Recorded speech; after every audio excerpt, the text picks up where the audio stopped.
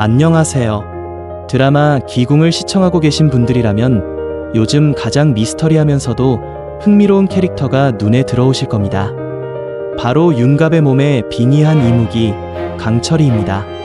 오늘 영상에서는 강철이의 감정 변화, 그 중에서도 윤갑의 기억과 감정이 강철이에게 어떤 영향을 주고 있는지, 그리고 이것이 앞으로 어떤 전개로 이어질 수 있을지 심도 있는 해설과 뇌피셜 중심으로 이야기해 보겠습니다.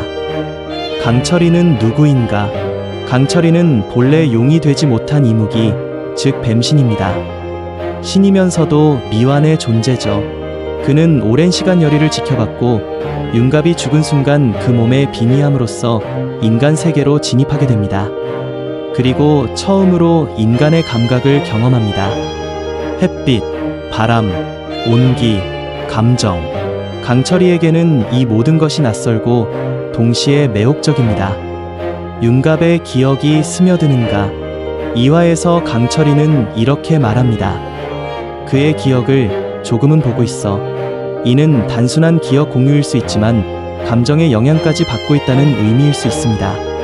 기억은 단순한 정보가 아니라 감정이 응축된 파편입니다.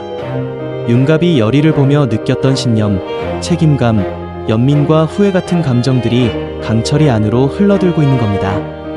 강철이의 눈빛이 변하는 이유. 강철이는 윤갑의 몸을 쓰고 있습니다. 그 몸에는 열의와의 기억이 깊게 새겨져 있죠. 그래서 열의를 볼 때마다 윤갑의 감정이 남긴 잔상이 강철이에게 영향을 주기 시작합니다. 그 눈빛의 떨림, 혼란스러움은 단순한 연기가 아닙니다. 그것은 신령이 인간의 감정에 물들어가고 있다는 증거일지도 모릅니다.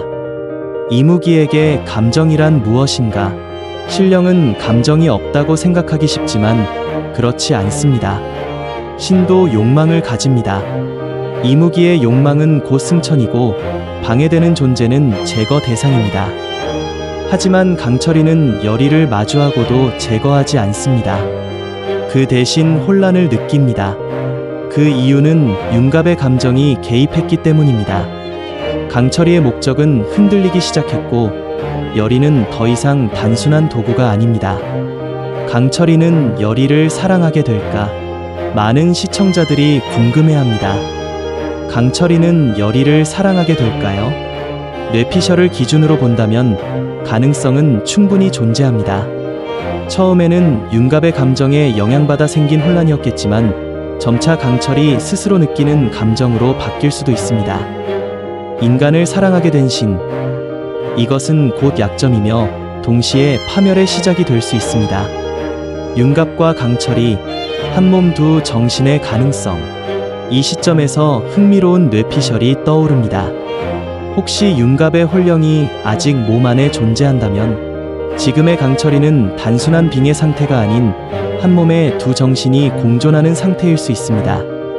강철이는 열의에게 다가가지만 윤갑의 감정이 그것을 막습니다. 열의는 그 사이에서 진실을 알아차리게 됩니다. 이런 내면 갈등은 후반부의 가장 강력한 서사장치가 될 수 있습니다.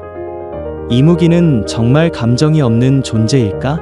전통적으로 이무기는 감정을 배제한 오로지 용이 되고자 하는 욕망만으로 움직이는 존재로 묘사됩니다. 그렇기 때문에 인간에 대한 감정, 특히 애정이나 연민은 이무기에게는 불필요한 결함 혹은 타락으로 간주되죠. 하지만 기궁 속 강철이는 그 전통적 이미지에서 벗어나 있습니다. 그는 처음으로 인간의 감각을 느끼고 감정을 배우는 존재입니다.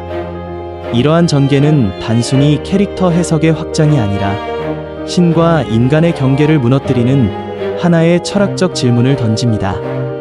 이무기도 인간처럼 느낄 수 있는가? 기억이 감정을 만든다면 정체성은 어디서 오는가? 이러한 물음은 강철이라는 캐릭터를 단순한 빌런이 아닌 내면이 복잡한 비극적 존재로 바라보게 만드는 핵심 요소입니다. 열의의 입장에서 본 강철이의 변화. 열의는 윤갑의 죽음을 누구보다 가슴 아파했던 인물입니다. 그런 그녀가 윤갑의 몸을 쓰고 있는 강철이를 바라볼 때 느끼는 감정은 복합적일 수밖에 없습니다. 처음엔 당연히 두려움과 혼란, 그리고 거부감이 컸겠죠. 하지만 점차 강철이의 말투, 눈빛, 그리고 행동에서 윤갑의 흔적이 드러나기 시작한다면 어떨까요?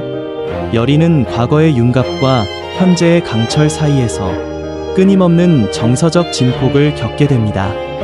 이건 단순한 로맨스가 아니라 한 사람을 두고 두 개의 존재가 충돌하는 심리극으로 발전할 수 있습니다. 그 사이에서 여리 역시 자신의 역할과 감정을 스스로 묻게 되죠. 나는 누구를 사랑하고 있었는가? 지금 이 존재는 과연 윤갑인가, 강철인가, 아니면 그 둘 모두인가? 이 지점에서 여리도 단순한 조력자나 피해자가 아닌 선택을 내리는 서사의 중심이 됩니다. 인간이 되어가는 신의 비극. 강철이의 변화는 신이 인간이 되어가는 과정으로도 볼 수 있습니다. 감정을 느끼고 선택을 하고 갈등하는 존재. 하지만 중요한 건 이무기는 본질적으로 인간이 될 수 없는 존재라는 겁니다. 결국 강철이는 인간의 감정을 품었지만 그 감정을 끝까지 지켜내지 못하고 파멸하거나 소멸하는 결말을 맞이할 가능성이 높습니다. 이건 단순한 악역의 말로가 아닙니다. 자신이 아닌 존재가 되려 했던 자의 슬픈 결말이죠. 즉, 강철이는 신이 인간이 되려 하다, 인간의 방식으로 무너진다는 비극적 서사입니다. 그리고 이 과정에서 여리가 어떤 역할을 하느냐에 따라 이 비극은 완전한 몰락일 수도 아니면 남겨진 이의 성장이 될 수도 있습니다. 정리하자면 귀궁에서 강철이는 단순한 기물, 악신이 아닙니다. 윤갑의 기억과 감정을 받아들이며 점차 변화하는 한계선의 선 존재입니다. 그가 진짜 인간이 되어갈 수 있을지, 혹은 감정을 받아들인 대가로 파멸을 맞이할지, 여기서 중요한 건 그의 변화를 가장 가까이에서 지켜보는 여리, 그리고 윤갑의 의지입니다. 이야기의 핵심은 단순한 빙이나 판타지가 아니라 기억이 감정을 만들고 감정이 존재를 뒤흔든다는 아주 인간적인 이야기입니다. 오늘 영상에서는 강철이의 내면 변화, 윤갑의 기억과 감정이 어떻게 영향을 주고 있는지를 중심으로 귀궁 속 가장 복잡한 캐릭터의 심리를 분석해봤습니다. 앞으로 전개될 이야기에서 강철이가 어떤 선택을 할지, 윤갑의 흔적이 어떻게 작용할지, 그리고 여리는 누구를 받아들일지, 여러분의 생각은 어떠신가요? 댓글로 다양한 해석과 뇌피셜 남겨주시고, 영상이 도움이 되셨다면 좋아요와 구독, 알림 설정도 부탁드립니다. 저는 다음 영상에서 더 흥미로운 분석으로 찾아뵙겠습니다. 감사합니다.